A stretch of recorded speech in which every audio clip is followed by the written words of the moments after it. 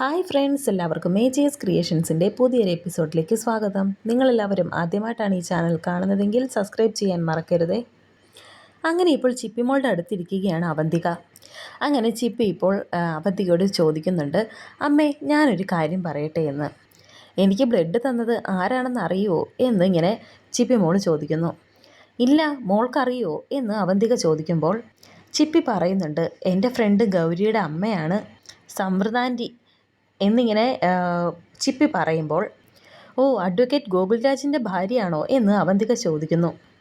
ഉടനെ ചിപ്പി പറയുന്നുണ്ട്, അതെ, അമ്മ വരുന്നതിന് മുമ്പ് വരെ എൻ്റെ അരികിലുണ്ടായിരുന്നു, എന്നോട് ഒരുപാട് കാര്യങ്ങൾ പറഞ്ഞു, നല്ല ആൻറ്റിയാണ് എന്നൊക്കെ ഇങ്ങനെ ചിപ്പി പറയുന്നുണ്ട്.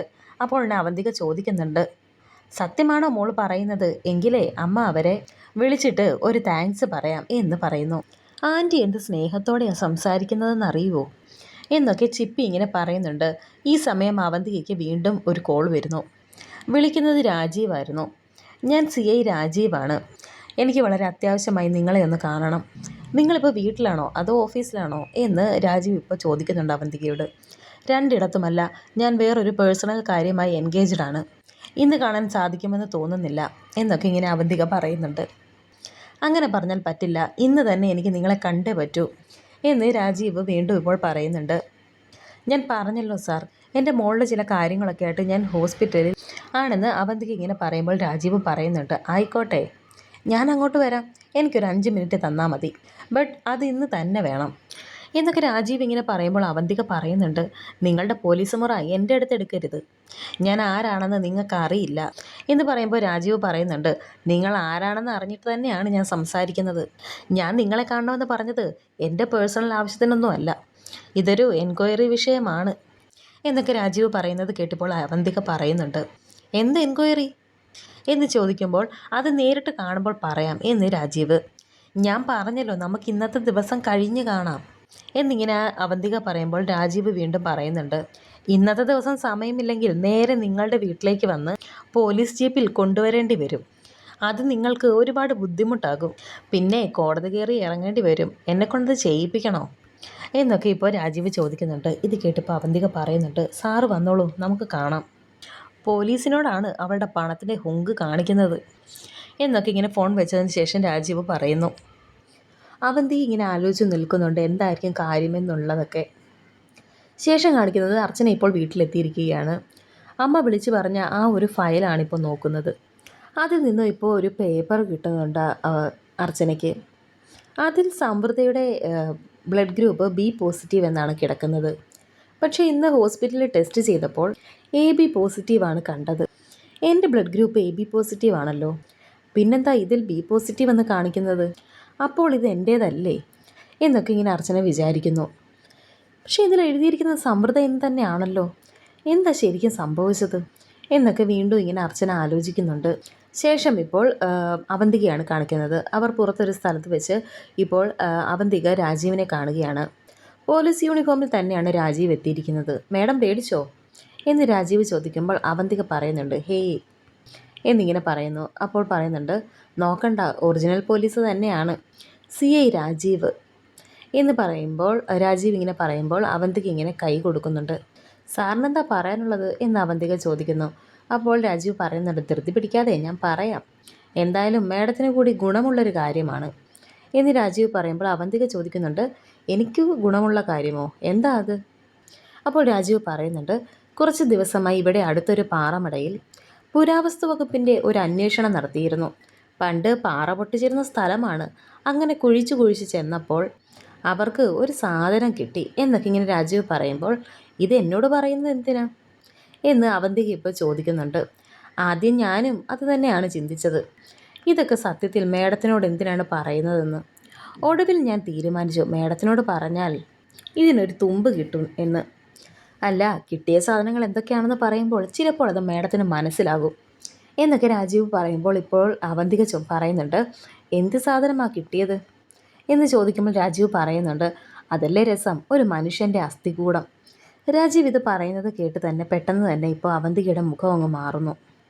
കണ്ടോ കണ്ടോ, ഇപ്പം മേഡം ഞെട്ടി എന്ന് രാജീവ് പറയുന്നു. അതിന് അസ്ഥികൂടം എന്ന് പറയാൻ സാധിക്കില്ല, 5-6 കഷ്ണം എല്ലും പിന്നെ ഒരു തലയോട്ടിയും 7-8 കൊല്ലത്തെ പഴക്കമുണ്ട് എന്നൊക്കെ രാജീവ് പറയുമ്പോൾ അവന്തിക ചോദിക്കുന്നുണ്ട്, അതിന് ഞാനെന്ത് വേണം?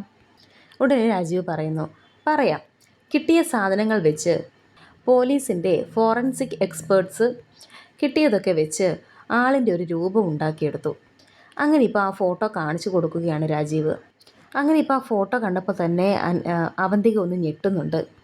ഏകദേശം അനിരുദ്ധൻ്റെ ഷേപ്പാണ് അത്. രാജീവ് എന്നിട്ട് പറയുന്നുണ്ട്, നോക്കൂ മേഡം, ഇങ്ങനെ ഒരാളെ നിങ്ങൾ എവിടെയെങ്കിലും കണ്ടിട്ടുണ്ടോ? ഒന്ന് സൂക്ഷിച്ച് നോക്കിക്കേ എന്നൊക്കെ ഇങ്ങനെ രാജീവ് ചോദിക്കുമ്പോൾ വളരെയധികം ടെൻഷനോടെ നിൽക്കുകയാണ് അവന്തിക. അപ്പോൾ പരിചയമുണ്ട്, ഈ മുഖം അങ്ങനെ പറയുന്നു. കിട്ടിയ തെളിവുകൾ ഞാൻ കാര്യമായി അന്വേഷിച്ചു. കിട്ടി. അയാളെ ദേ ഇയാളാണ് കക്ഷി എന്ന് പറഞ്ഞിട്ട് അനിരുദ്ധൻ്റെ യഥാർത്ഥ ഒരു ചിത്രമെടുത്ത് കാണിച്ചു കൊടുക്കുകയാണിപ്പോൾ രാജീവ്. അത് കണ്ട് വീണ്ടും അവന്തിക ഇങ്ങനെ ഞെട്ടി നിൽക്കുകയാണ്. ഇത് മേഡത്തിൻ്റെ അമ്മാവനല്ലേ എന്ന് ചോദിക്കുന്നു. ഉടനെ അവന്തിക പറയുന്നുണ്ട്, അതെ, ഇതെൻ്റെ അമ്മാവൻ തന്നെയാണ്. കാണാതായിട്ട് കുറേ വർഷമായി. അന്ന് പോലീസിൽ പരാതി കൊടുത്തു. പക്ഷേ നിങ്ങളുടെ പോലീസിനെ കൊണ്ട് ഒരു ചുക്കും ചെയ്യാൻ സാധിച്ചില്ല എന്ന് അവന്തിക പറയുമ്പോൾ രാജീവ് ഇപ്പോൾ പറയുന്നുണ്ട്, ചത്തത് കീചകനെങ്കിൽ കൊന്നത് ഭീമൻ തന്നെ എന്നൊരു ചൊല്ലുണ്ട്, അത് കേട്ടിട്ടുണ്ടോ എന്ന് അവന്തികയോട് ചോദിക്കുമ്പോൾ അവന്തിക ഇപ്പോൾ പറയുന്നുണ്ട്, സാർ പഴഞ്ചൊല്ല് പറഞ്ഞ് പഠിക്കാൻ വന്നതാണോ? ഉടനെ രാജീവ് ചോദിക്കുന്നുണ്ട്, അപ്പോൾ നിങ്ങൾക്കൊരു പങ്കുമില്ലെന്നാണോ എന്ന് ചോദിക്കുമ്പോൾ ഇപ്പോൾ അവന്തിക പറയുന്നുണ്ട്, കട്ടവനെ കിട്ടിയില്ലെങ്കിൽ കിട്ടിയവനെ കൊണ്ടുപോകും. അതൊരു സ്ഥിരം പരിപാടിയല്ലേ? അതെടുക്കാനാണോ ഉദ്ദേശം? എത്ര കാലമായി ഞാൻ നിൻ്റെ അമ്മാവനെ അന്വേഷിച്ച് നടക്കുവാണെന്ന് അറിയാമോ? ഇപ്പോൾ നിങ്ങൾ പറയുന്നു കൊല്ലപ്പെട്ടത് എൻ്റെ അമ്മാവനാണെന്ന്. അത് കേൾക്കുമ്പോൾ എനിക്കുണ്ടാകുന്ന ദുഃഖം അത് നിങ്ങൾക്ക് പറഞ്ഞാൽ മനസ്സിലാവില്ല. ഇത് കേട്ടുടനെ രാജീവ് പറയുന്നുണ്ട്, ദുഃഖത്തിൻ്റെ കഥയൊക്കെ അവിടെ നിൽക്കട്ടെ. നിങ്ങളെക്കുറിച്ച് ചില കഥകൾ ഞാൻ അന്വേഷിച്ചറിഞ്ഞിട്ടുണ്ട്. 7-8 വർഷം കൊണ്ട് നിങ്ങളുണ്ടാക്കിയ നേട്ടം, വലിയ സമ്പത്ത്, ബിസിനസ്, ഇതിനെല്ലാം പിന്നിൽ ഒരു ചോരമണമുണ്ടെന്ന് പറഞ്ഞാൽ നിങ്ങൾക്കത് നിഷേധിക്കാൻ സാധിക്കുമോ എന്നൊക്കെ രാജീവ് ചോദിക്കുന്നുണ്ട്. ഇത് കേട്ടപ്പോൾ അവന്തിക പറയുകയാണ്, എൻ്റെ ബിസിനസ്സിൻ്റെ രഹസ്യം അന്വേഷിച്ച് പോകാതെ നിങ്ങൾക്ക് പറ്റുമെങ്കിൽ ആദ്യം എൻ്റെ അമ്മാവനെ കണ്ടുപിടിച്ച് അമ്മാവനെ കൊന്ന യഥാർത്ഥ കുറ്റവാളിയെ കണ്ടുപിടിക്കുക. എന്നിട്ട് അയാളെ എൻ്റെ മുന്നിൽ കൊണ്ടുവന്ന് നിർത്ത്. നിങ്ങളുടെ നിയമം ശിക്ഷിക്കുന്നതിന് മുമ്പ് എൻ്റെ അമ്മാവനെ കൊന്ന കൊലയാളിയെ ഞാൻ ശിക്ഷിച്ചിരിക്കും എന്ന് അവന്തിക പറയുന്നു. കേരള പോലീസിനെക്കുറിച്ച് നിങ്ങൾക്ക് ശരിക്കും അറിയില്ല എന്ന് രാജീവ്. ഡയലോഗ് അടിച്ചിട്ടല്ല മിടുക്ക് കാണിക്കേണ്ടത്. ഇത്രയും കാലം ഈ യൂണിഫോം ഇട്ടതിൻ്റെ എന്തെങ്കിലും കഴിവ് സാറിനുണ്ടെങ്കിൽ ഒരു തെളിവ് എൻ്റെ മുന്നിൽ കൊണ്ടുവന്ന് നിർത്ത്.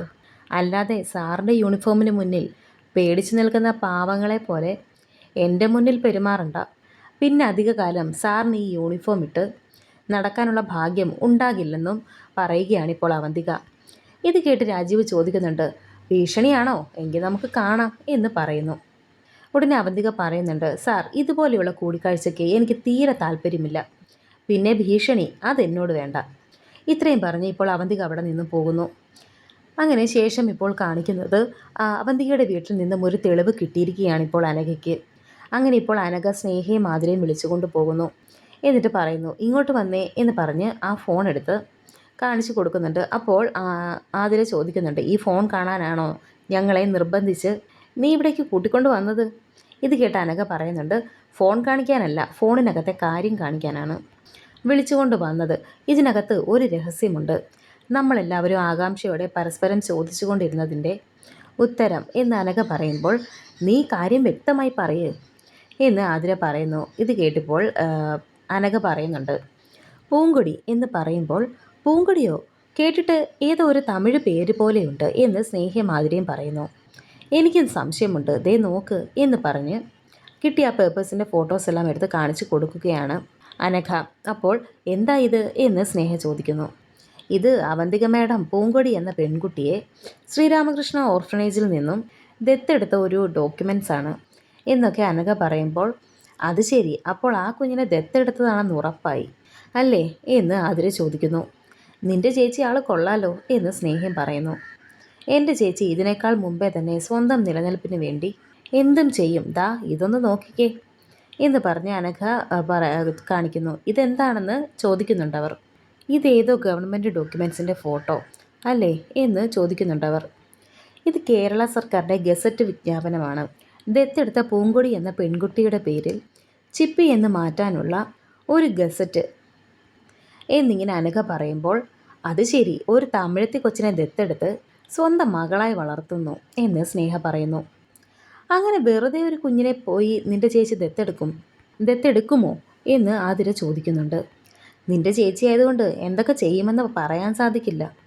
ആ കൊച്ചിൻ്റെ യഥാർത്ഥ അച്ഛനും അമ്മയും ആരാണെന്നറിയാൻ വല്ല വഴിയുണ്ടോ എന്ന് ആതിര ചോദിക്കുന്നുണ്ട്. ഓർഫനേജിൽ അതിൻ്റെ രേഖയുണ്ടാകും, പക്ഷേ അവിടെ ചെന്ന് അന്വേഷിച്ചാൽ മാത്രമേ അതറിയാൻ സാധിക്കൂ എന്നും ആതിര ഇങ്ങനെ പറയുന്നു.